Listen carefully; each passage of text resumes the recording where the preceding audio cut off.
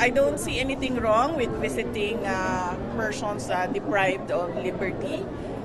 Noong ako ay mayor pa, bumibisita ako dito sa Maa City Jail.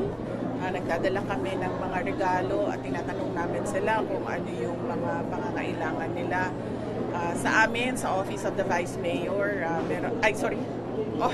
sa amin, sa Office of the Vice President, meron kaming mga Thanksgiving na ginawa namin sa loob ng mga jails, tulad noong pagbisita namin sa Bacolod City.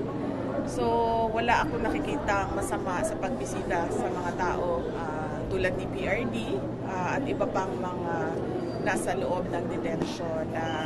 Wala akong nakikita na masama sa pagbisita kay Arnie Teves, kay Pastor Kibuloy, as I said, President Duterte, Senator Rodante Marcoleta, Senator Jinggoy Estrada, and Mike Defensor, kasi kilala ko naman sila. And I think kaibigan ko sila. Hindi ko lang alam kung kaibigan nila ako, pero sa tingin ko naman kaibigan ko sila. And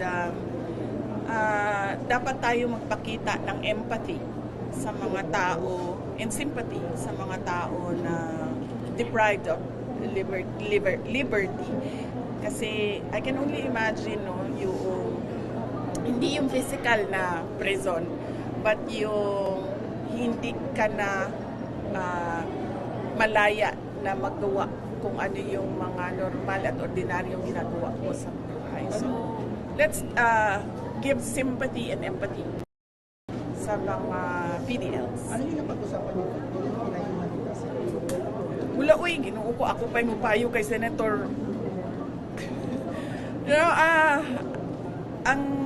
Ang sinabi ko lang sa kanila doon ay kung ano yung para sa bayan, yun ang gawin ninyo.